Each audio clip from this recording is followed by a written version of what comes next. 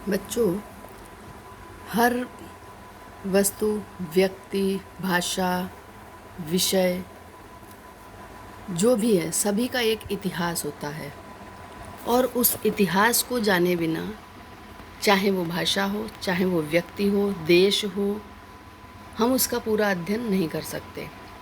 जब तक हमें इतिहास की समुचित जानकारी नहीं होगी तब तक हम चाहे वो भाषा हो या देश हो उसके बारे में समुचित ज्ञान प्राप्ति नहीं कर सकते हैं। इसी तरह हमारी हिंदी भाषा का भी एक इतिहास है। हिंदी साहित्य का इतिहास है। भाषा का अलग है, साहित्य का अलग है। तो हमारे पाठ्यक्रम में साहित्य का इतिहास रखा गया है। तो आज के इस वीडियो में, जो कि सभी परीक्षाओं के लिए उपयोगी है और आपके पाठ्यक्रमानुसार जो यूपी बोर्ड में कक्षा 11 और 12 का पाठ्यक्रम निर्धारित है, उसका एक आपको गहन अध्ययन इस वीडियो में मिलेगा। एक गहन जानकारी मिलेगी, गहन अध्ययन आप कर सकेंगे इससे। अगर आपने वीडियो पूरा सुना तो निश्चित आप इससे संबंधित जो भी जानकारियाँ यहाँ दी गई हैं वो नहीं भुला पाएंगे। आपको रटने की ज़रूरत नहीं होगी, समझ कर ही इसे आप याद रख सकेंगे। तो सबसे पहले हम साहित्य इतिहास, हिंदी साहित्य का इतिहास लिखने की परंपरा। सबसे पहले इतिहास किसने लिखा, कहाँ से ये इतिहास लेखन की परंपरा शुरू हुई, उसके बारे में जानेंगे।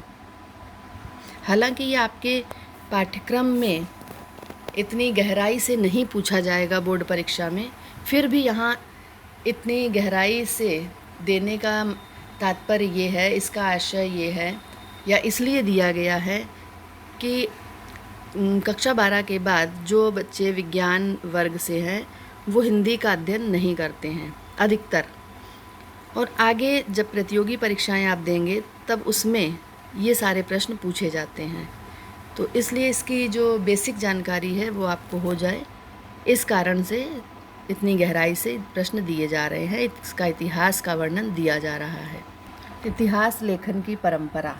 सबसे पहले इतिहास किसने लिखा, किस तरह से शुरू हुआ ये।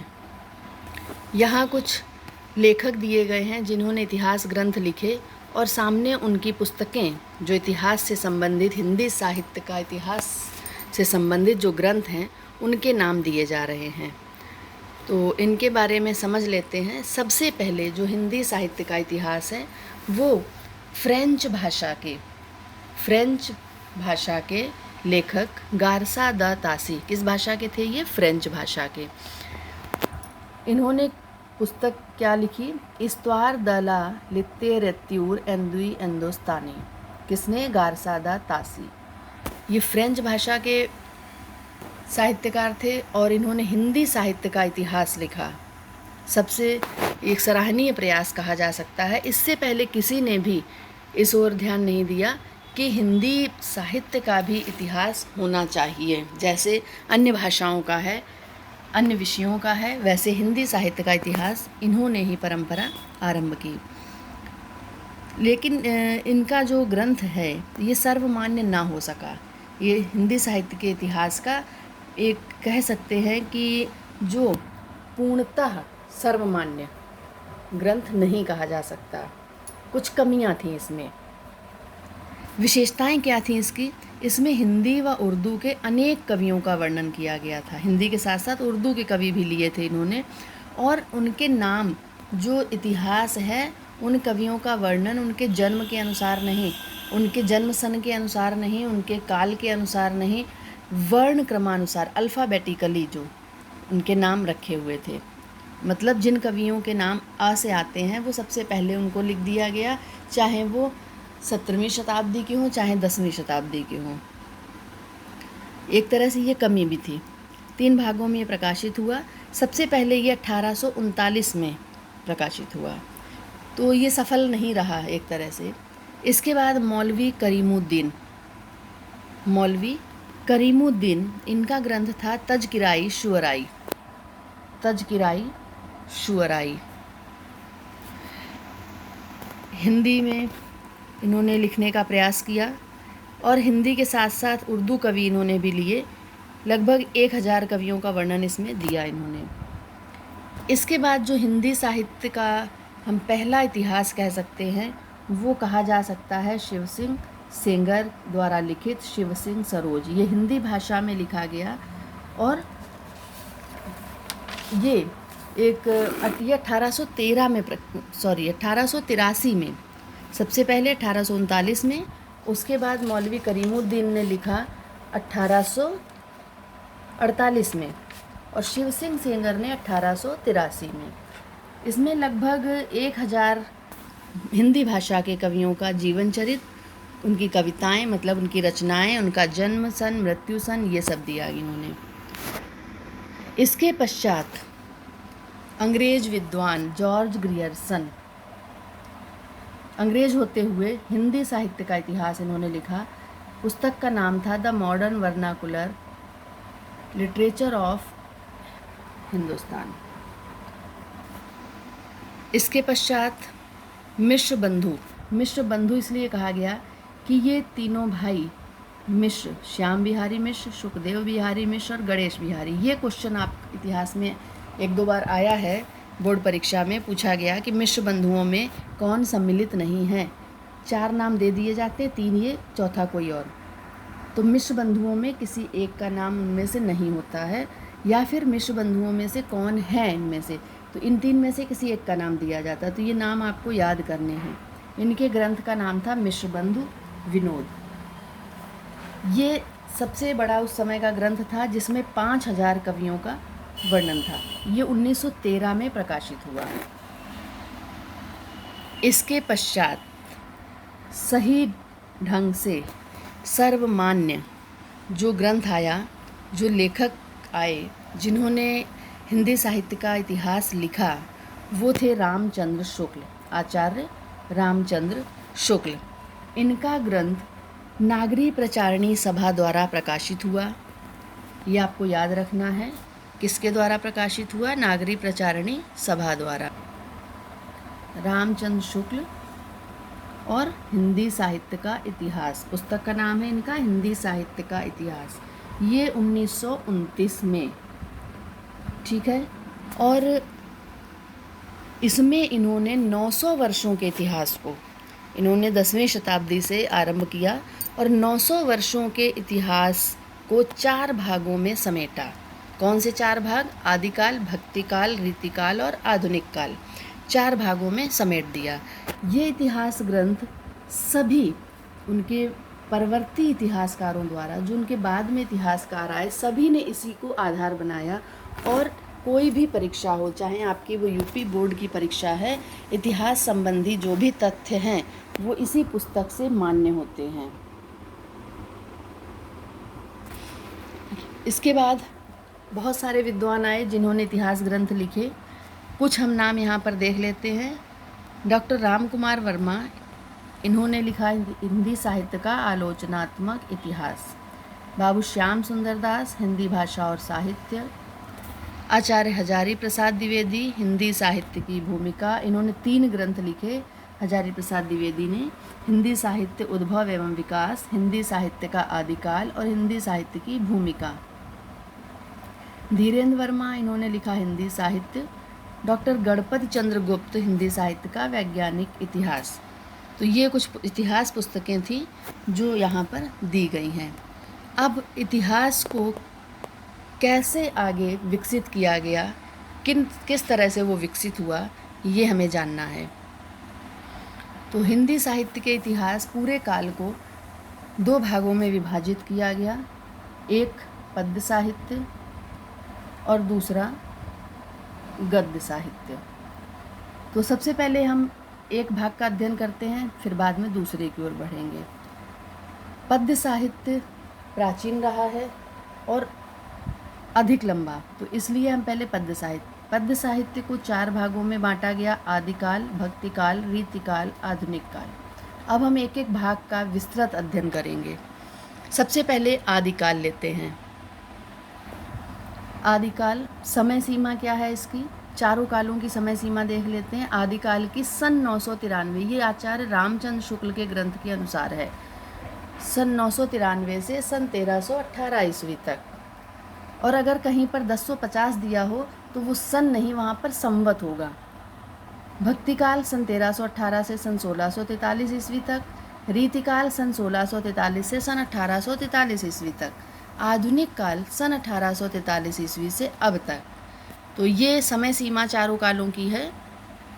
जो सन और संवत का अंतर है वो ये ध्यान रखने योग्य है कि संवत हिंदू कैलेंडर से चलता है और सन से 57 साल आगे होता है।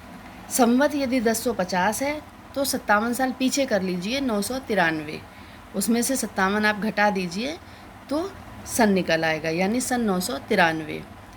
तो सन विक्रमी, संवत विक्रमी में लिखा जाता है और सन ईस्वी में। तो ये बात आप ध्यान रखिएगा। रामचंद्र शुक्ल ने ये काल विभाजन किया, जैसा कि अभी आपको मैंने पहले बताया है, वो सन में था, आपकी सुविधा अनुसार सन में लिख दिया गया। उन्होंने संवत में पूरा काल विभाजन संवत में लिखा है। आदिकाल, जिसे वीरगाथा काल का नाम दिया रामचंद्र शुक्ल ने, पूर्व मध्यकाल भक्तिकाल को कहा गया था, रामचंद्र शुक्ल ने उसे भक्तिकाल नाम दिया। उत्तर मध्यकाल, जिसे रामचंद्र शुक्ल ने रीतिकाल कहा, और आधुनिक काल, जिसे रामचंद्र शुक्ल ने गद्यकाल कहा। तो ये जो नाम हैं ये रामचंद्र शुक्ल के अनुसार कहे गए हैं। अगर ये पूछा जाए आपसे प्रश्न कि वीरगाथा काल, आदिकाल का नाम वीरगाथा काल किसने दिया, तो रामचंद्र शुक्ल ने। पूर्व मध्यकाल को भक्तिकाल किसने कहा, रामचंद्र शुक्ल ने। उत्तर मध्यकाल को रीतिकाल किसने कहा, रामचंद्र शुक्ल ने। आधुनिक काल को गद्यकाल किसने कहा, रामचंद्र शुक्ल ने। या आधुनिक काल का अन्य नाम बताइए, तो गद्यकाल। इस तरह से प्रश्न घुमा फिरा कर भी पूछे जा सकते हैं। कुछ विद्वानों ने रामचंद्र शुक्ल के ग्रंथ को आधार बनाया, किंतु फिर भी उनमें पर्याप्त मतभेद रहा। आरंभ को लेकर अंतिम सीमा सबने वही मानी है, आरंभ को लेकर मतभेद रहा। तो उन्होंने अपने अपने मतानुसार आरंभिक सीमा ये दी है। डॉक्टर जॉर्ज ग्रियर्सन ने आरंभिक सीमा, आदिकाल की आरंभिक सीमा 700 ईस्वी मानी है। मिश्र बंधुओं ने 643 ईस्वी मानी है। चंद्रधर शर्मा गुलेरी ने 10वीं शती में कहा है, इन्होंने एग्जैक्ट नहीं दिया, इन्होंने शती में कह दिया। रामचंद्र शुक्ल ने 993 ईस्वी माना है। रामकुमार वर्मा ने 7वीं शती माना है। इनके अपने अपने आधार हैं, सबने जो माना है अपने अपने आधार हैं, तर्क प्रस्तुत भी किए इन लोगों ने। डॉक्टर नगेंद्र ने 8वीं शती, हजारी प्रसाद द्विवेदी ने 10वीं शती, गणपति चंद्रगुप्त ने 1184 ईस्वी। तो ये अलग अलग विद्वानों के मतानुसार आरंभिक सीमा है आदिकाल की। आदिकाल का नामकरण, सबसे पहले हम आदिकाल का अध्ययन कर रहे हैं। पहले वीडियो में इसमें इतिहास का जो पहला भाग कह सकते हैं हम इसे, विभिन्न विद्वानों ने अपने अपने अनुसार विशेषताओं के आधार पर नामकरण किया। आदिकाल हजारी प्रसाद द्विवेदी जी ने आदिकाल नाम दिया। रामचंद्र शुक्ल जी ने उसी काल को वीरगाथा काल कहा। ग्रियर्सन ने उसे चारण काल कहा। मिश्र बंधुओं ने प्रारंभिक काल कहा।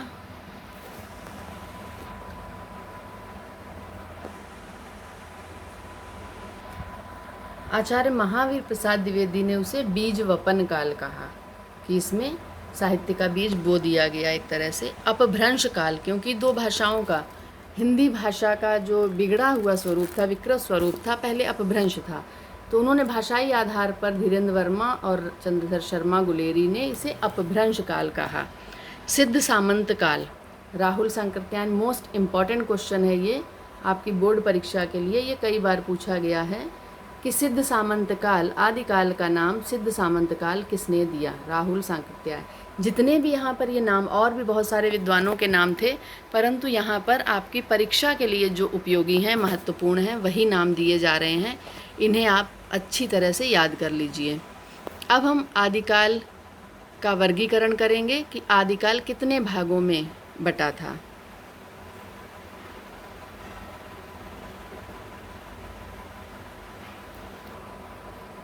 आदिकाल की समय सीमा पहले ही बता दी गई आपको, सन 993 से सन 1318 तक। आदिकाल इन 5 भागों में बटा था: सिद्ध साहित्य, नाथ साहित्य, जैन साहित्य, रासो साहित्य और लौकिक साहित्य। इनके एक एक कवि का नाम दिया गया है। सिद्ध साहित्य जो सबसे पहला भाग कह सकते हैं आदिकाल का, इनके प्रमुख कवि थे सरहपा। सिद्ध कवियों के जितने भी सिद्ध कवि थे इनकी संख्या 84 थी। इसका अभी हम विस्तार से विश्लेषण करेंगे। ये नाम जो दिए गए हैं ये इस साहित्य के प्रमुख कवियों के नाम हैं। सरहपा हिंदी साहित्य के पहले कवि भी माने जाते हैं, क्योंकि हिंदी साहित्य आदिकाल से आरंभ माना जाता है और आदिकाल सिद्ध साहित्य से आरंभ माना जाता है। तो इस तरह से पहले कवि सरहपा हैं। नाथ साहित्य के प्रवर्तक गोरखनाथ थे, किंतु प्रमुख इनमें मत्स्येंद्रनाथ थे। गोरखनाथ के गुरु मत्स्येंद्रनाथ थे, लेकिन नाथ साहित्य गोरखनाथ के नाम से जाना जाता है। जैन साहित्य के देवसेन ने भाषा के रूप पुस्तक के रूप में पहली रचना लिखी, जिसका नाम था शावकाचार।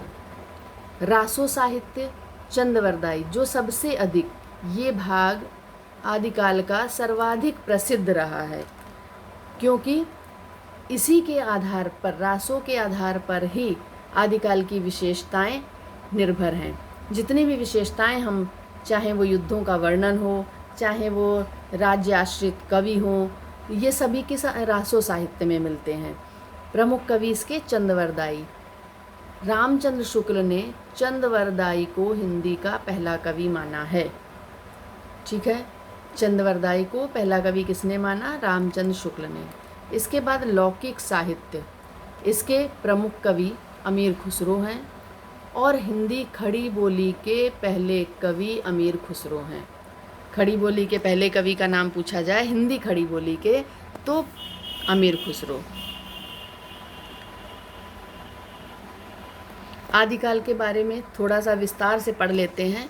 समाज की विविध मनोवृत्ति की झलक हमें यथा तथ्य रूप में साहित्य में दिखाई देती है। समाज में जो भी हो रहा होता है, जिस समय जो भी तत्कालीन परिस्थितियाँ, जैसे कि वर्तमान परिस्थितियों की बात करें तो जो हमें हमारे आसपास दिखाई दे रहा है, तो जो पुस्तकें लिखी जाती हैं, साहित्य लिखा जाता है, चाहे वो रचना के रूप में, कविता के रूप में या गद्य के रूप में, वो सभी हमें हमारे आसपास का वातावरण उस साहित्य में दिखाई दे जाता है।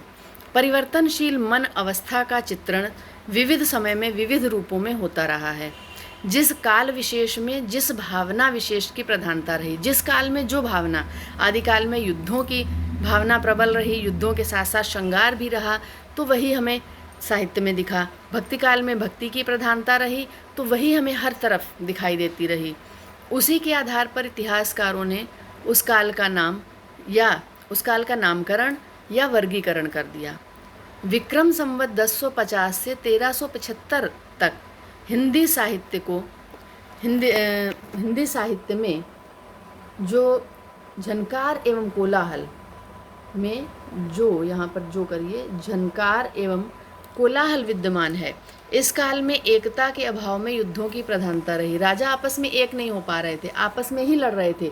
छोटे छोटे राज्यों के राजा एक दूसरे का राज्य हथियाने के लिए लड़ रहे थे, और यही हुआ कि अंत होते होते, आदिकाल का अंत होते होते मुगल आक्रमण आरंभ हो गए, मुगल शासन आरंभ हो गया। इस काल में कवियों में वीर भाव के प्रति विशेष आग्रह रहा। जो कवि थे वो राजा के आश्रय में रहते थे, राज दरबार में रहते थे, इसीलिए चारण काल भी कहा विद्वानों ने, क्योंकि चारण और भाट जो गा बजाकर अपनी आजीविका पालन करते थे, किसी न किसी राजा के आश्रय में रहकर वो उन्हीं की प्रशंसा, उनके युद्ध विषयक चरित्र और या फिर उन युद्ध में उत्साह भरने के लिए, प्रेरित करने के लिए उन राजाओं को कविताएं करते थे। किंतु ये कवि श्रृंगार रस से भी विमुख नहीं रहे। यहाँ पर श्रृंगार गलत लिखा है, इसको सही कर लीजिए। श्रृंगार रस के प्रति विमुख नहीं थे, श्रृंगार से भी दूर नहीं रह पाए।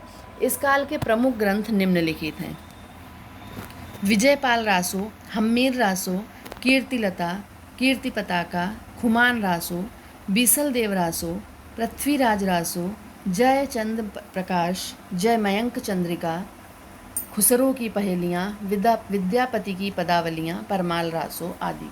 इन्हीं 12 ग्रंथों के आधार पर आदिकाल की विशेषताएं निर्भर होती हैं। इन ग्रंथों में अधिकांश वीर गाथाएं हैं, इसलिए इस काल का नाम रामचंद्र शुक्ल ने क्या कहा। देखिए कारण भी आ गया कि इन जो 12 ग्रंथ हैं इनमें से अधिकांश लगभग 8 ग्रंथ इनमें आप देखेंगे तो वीर भाव के हैं, वीर रस से प्रधान हैं, इसलिए रामचंद्र शुक्ल ने वीर गाथा काल नाम देना उचित समझा। वीर गाथाएं मुक्तक एवं प्रबंध दोनों रूपों में लिखी गई, मुक्तक काव्य में भी और प्रबंध काव्य में। जगनिक कवि का परमाल बहुत अधिक प्रसिद्ध रहा, जनता में लोकप्रिय रहा उस समय ये, आज भी ये आल्हा के नाम से गाया जाता है। और नरपति नाल का बीसल देव रासो मुक्तक काव्य है, परमाल रासो और बीसल देव रासो।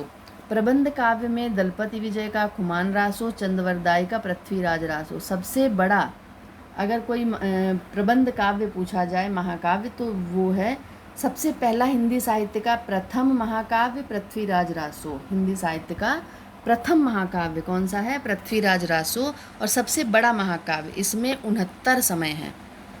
समय का तात्पर्य अध्याय से है यहाँ पर।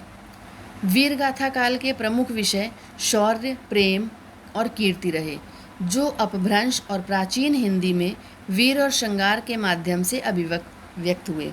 इस काल के प्रमुख छंद थे दूहा, जिसे दोहा छंद कहा जाता है, गाथा, त्रोटक, तोमर, छप्पय, आल्हा, वीर, आर्या।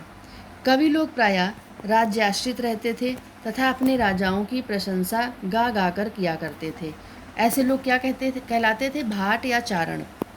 अपने राजाओं की शौर्य गाथा का वर्णन करते करते कवि अतिशयोक्त एवं वर्णन की नीरस सूची से नहीं बच पाया। कभी कभी इतना अधिक बढ़ा चढ़ाकर वर्णन हो जाता था कि वो उस पर विश्वास करना मुश्किल लगता है।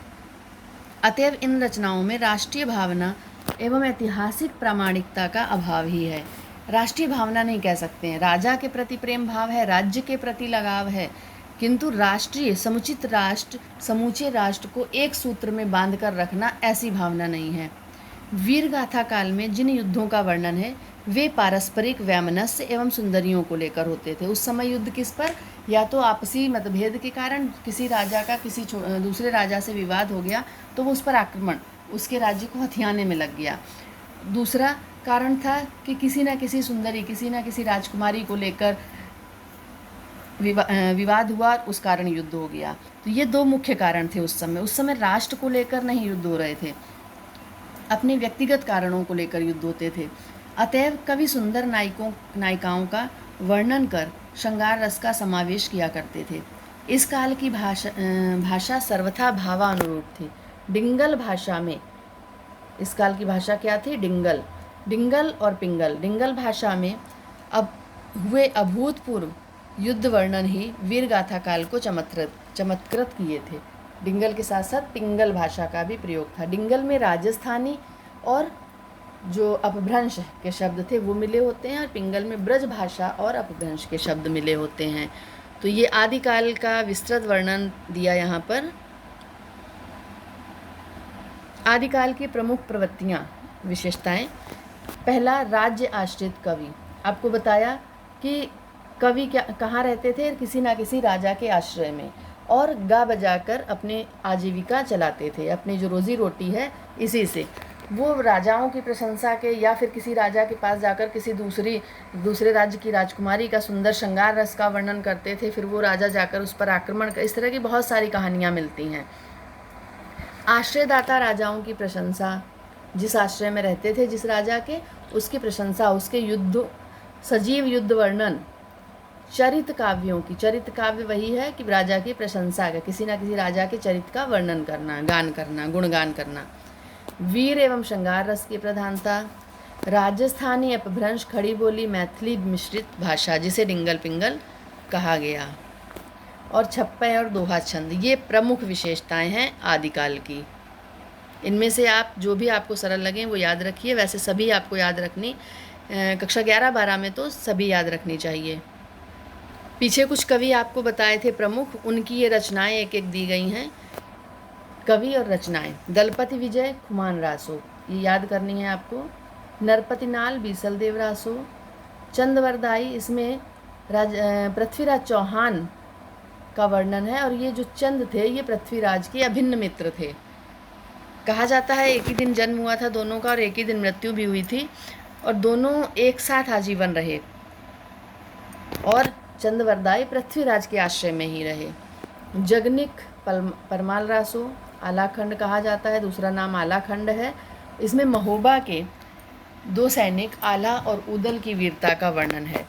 अमीर खुसरो, हिंदी खड़ी बोली के पहले कवि, जिन्होंने बहुत सारी पहेलियाँ, दोहे, मुकरियाँ लिखी। नल सिंह, विजयपाल रासो, विद्यापति, कीर्तिलता, पदावली। कहा जाता है कि यहीं से जो सगुण भक्ति, कृष्ण भक्ति शाखा का आरंभ यहीं से हो गया। विद्यापति के पदों में कृष्ण, जो ये पदावली है, इसमें कृष्ण भक्ति के पद इन्होंने कुछ लिखे हैं, श्रृंगारिक पद हैं वो, राधा कृष्ण के श्रृंगारिक पद। तो ये प्रमुख विशेषताएं, कुछ प्रमुख कवि और उनकी रचनाएं थी। तो आशा है बच्चों कि आपको ये हिंदी साहित्य के इतिहास का वर्गीकरण, हिंदी साहित्य इतिहास लेखन की परंपरा, विभिन्न विद्वानों द्वारा दिया गया उनका समय, नामकरण और कुछ प्रमुख ग्रंथ, इतिहास के एक पहले भाग आदिकाल की प्रवृत्तियाँ, विशेषताएं सब समझ में आ गई होंगी। अगले वीडियो में हम भक्ति काल का अध्ययन करेंगे। धन्यवाद।